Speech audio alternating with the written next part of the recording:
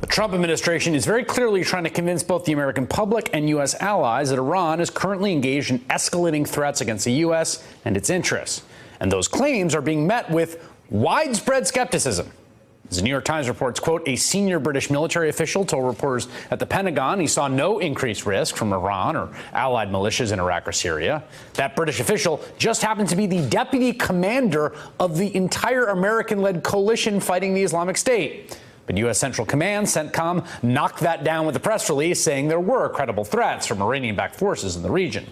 Secretary of State Mike Pompeo has been doing his part, trying to convince allies of the impending Iranian threat. So far, it's not working so well. The EU's foreign affairs chief pushed back, and even, quote, Iraqi officials said they were skeptical of the American intelligence that Mr. Pompeo presented last week on a surprise trip to Baghdad. And yet today, the U.S. ordered a partial evacuation of its embassy in Baghdad, citing intelligence that Secretary Pompeo has referred to as Iranian activity that puts American facilities and personnel at risk. Now, it is hard to know what the actual facts are since they're all hidden from public view, but it sure does look like the Trump administration is manipulating or inflating intelligence in an attempt to provoke a military exchange. Senator Tammy Duckworth of Illinois, an Iraq War veteran and Purple Heart recipient, met with Acting Defense Secretary Patrick Shanahan and asked him about the New York Times report. The administration is considering sending 120,000 troops to the Middle East, and she joins me now. The Pentagon plans for everything. We know that there's all sorts of files over there with all sorts of scenarios. What's your sense, though, from your conversation with the Acting Secretary of Defense about what their thinking is over there right now? I mean, I think they're just backing up what's coming out of the White House, although, frankly, I think what's coming out of the White House is inconsistent at best. I really think this is something that Mr. Bolton is really pushing forward. Elaborate on that. What makes you say that? Well, I think Mr. Bolton has made it very clear that, you know, time and again he's referred to two ways that we could go to conflict with U.S. forces in Iran, and both of those ways are things that he's already set up. One, because if Iran ramps up their nuclear production, of course, by pulling us out of the nuclear agreement, that just opens the door for the Iranians to ramp up their nuclear efforts. The other is for attacks on U.S. forces, and now they're talking about sending as much as 130,000 troops into the region, which increases the number of targets. When I talked to Mr. Shanahan, he really didn't have any additional information to share me in terms of intelligence estimates as to what's happening in the region. Do you trust that they are not manipulating intelligence? Do you feel like you could take at face value what they are saying the intelligence is telling them? Unfortunately, I don't trust a lot of that's coming out of this White House, which is why I am asking for a briefing. Listen, Congress is the only branch that has the ability to declare war.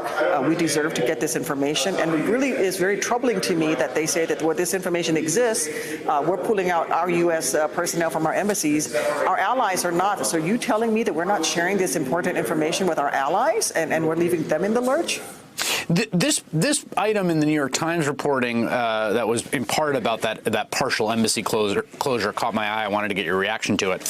One American official speaking on the condition of anonymity said the new intelligence of an increased Iranian threat was, quote, small stuff and did not merit the military planning being driven by Mr. Bolton. The official also said the ultimate goal of the year-long economic sanctions campaign by the Trump administration was to draw Iran into an armed conflict with the United States. Is that a legitimate objective of U.S. foreign policy? Well, I don't think it's a legitimate objective at all, but do I think that that is the objective of Mr. Bolton? Yes. But that just strikes me as manifestly wrong. I mean, it just should not be the case that any U.S. administration is trying to draw anyone into armed conflict.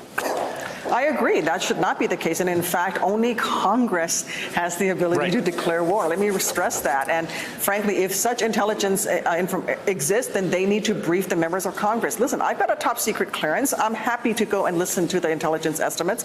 I know that the president is not very keen on listening to intelligence briefings, but I am. I take my job very seriously. So come on, give me this briefing. And in a bipartisan way, the members here in the Senate have called for such a briefing, and yet we still have not received one.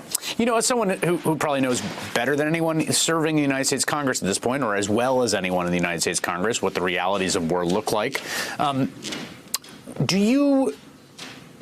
do you think the odds are of some kind of military escalation right now? Do you trust the president to be judicious and even-tempered in this? Well, of course, I don't think that the president has ever been described as even-tempered. I also don't trust Mr. Bolton. I think he's driving the train on this. I don't think Mr. Trump is, and it's sad because that's our commander-in-chief. I think Mr. Bolton is the one who is driving this escalation, and it frankly it is terrifying and deeply concerning to me that someone who's not elected by the American people is making these key decisions and pushing us towards greater and greater escalation. And again, if this truly exists, then share the information with the Senate. Let me see those estimates. And if they truly exist and there's a real threat, then why are you not sharing them with our allies who are in the region? Final question. You talked about Congress being obviously the branch that declares war. We have seen Congress flex its muscle on this question with regards to Yemen, in which in bipartisan majorities in both houses passed a war powers resolution to direct the U.S. withdrawal from any involvement in that conflict. Do you think there would be similar votes to stop U.S. military conflict with Iran among your colleagues, particularly Republicans? Especially if they don't, I do think that there could be a similar vote, especially if they do not share any credible estimates with us, any credible intelligence reports that show that there's an increased threat. If they can't produce anything, then yes, I think there could potentially be such a vote. All right, Senator Tammy Duckworth of Illinois, thank you for your time. Thanks for having me on, Chris.